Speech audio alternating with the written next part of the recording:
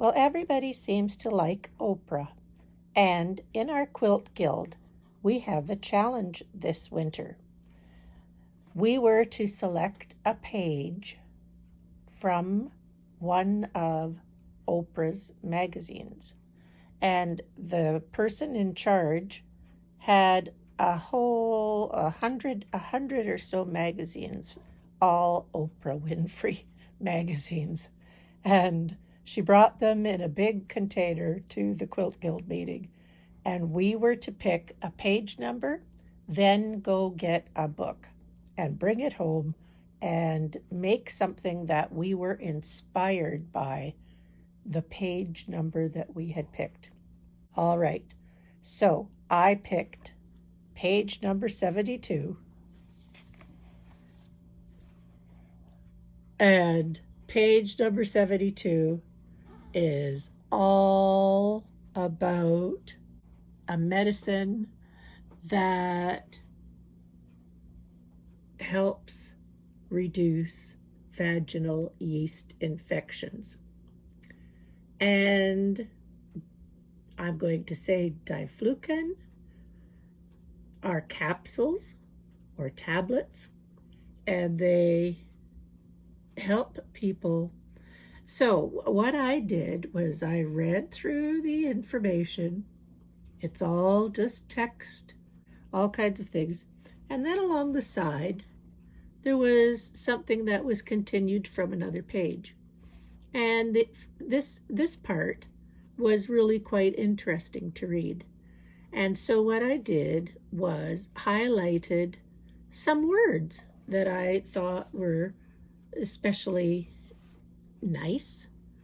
And the words that I highlighted are remember, laughter, mood, upbeat, conversation, experience, know my name, familiar faces.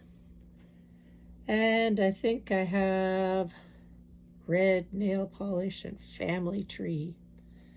And I did find one word here, connected. So what I'm going to do with my page of inspiration is make a quilt using text. Text in the fabric, and I can make words out of fabric and use them as well. So how do I go about making something from a page of text in a magazine? That is going to be a challenge for sure. We didn't have to make a whole quilt. We could make a wall hanging. We could make a bag. We could make anything that we thought was influential. So using the things that I have at home, I tried to think of ways of using text in my quilt that I'm going to make. And it just so happens that a number of years ago, I was in charge of the presentation for my Quilt Guild one month, and I did a presentation about using text in fabric and using text in quilts, how to make your own text or how to use text that was printed on fabric. There are lots of ways that you can add text to your quilts. You can create words. You can use the text that's on words. You can use selvages. There's lots of ways to use text. And it was quite a trend a couple of years ago, and I think it still is kind of popular in certain circles. So that year that I was doing that presentation, I found, and some people gave me, some fabric that had motifs, that had quilting, and it had words on it. So I'm going to show you some of the ones that I had. This one is a nice green color, and it has all kinds of words printed on it. Those words are all about Hazelnut, mocha. There was coffee things, I think, flavors of coffee. I have another one here in the same sort of color, and it's all about cat things.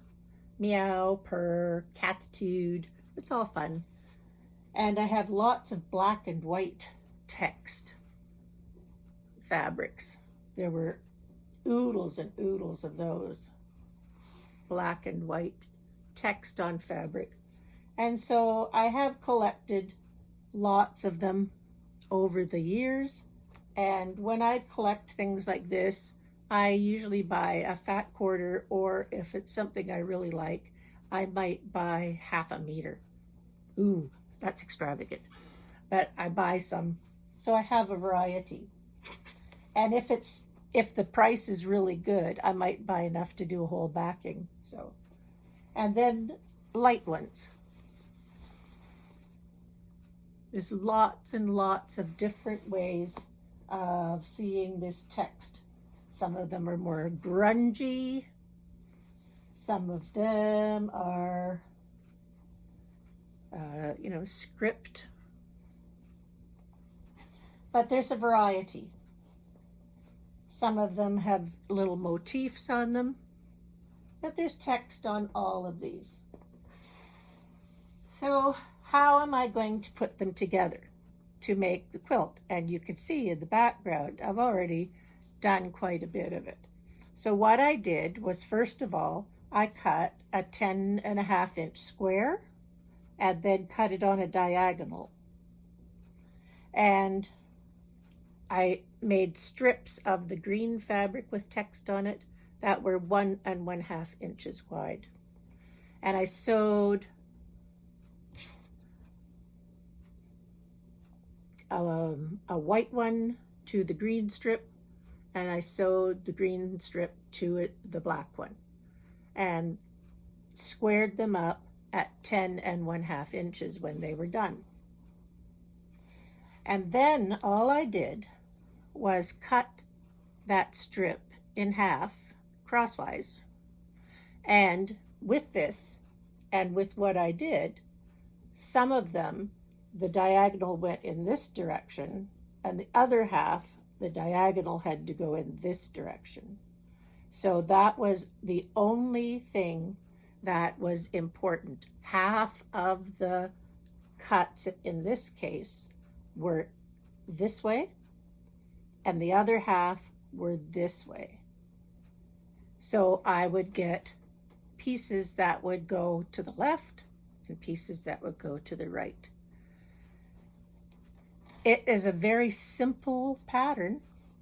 I've seen other quilts in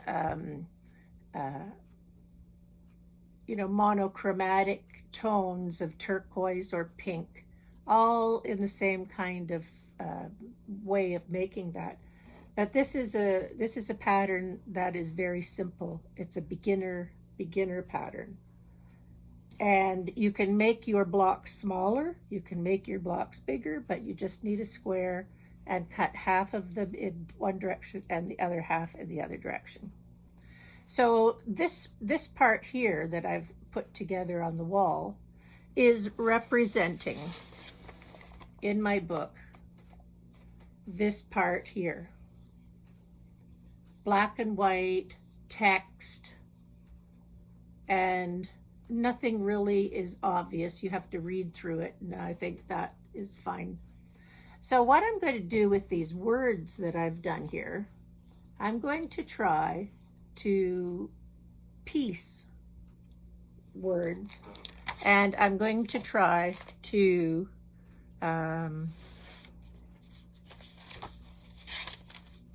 place them down one side, because these on this page are down one side, and the text is a little different, and it's a different thing. So what I'm going to do, so I have a little diagram,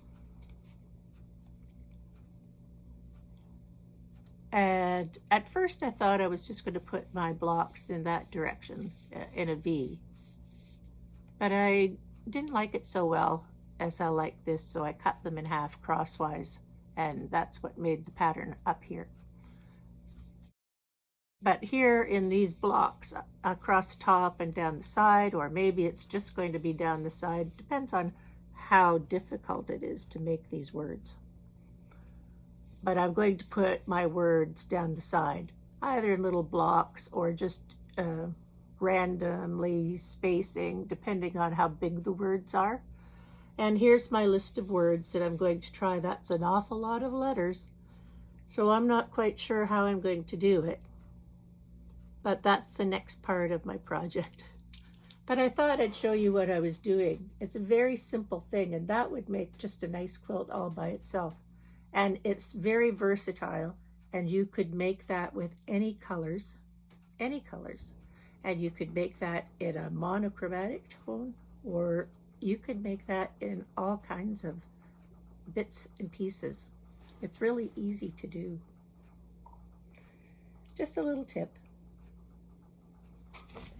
Hope you enjoyed this little bit of texting. If you feel like it, send me a text. I'd love to answer any questions. Haha.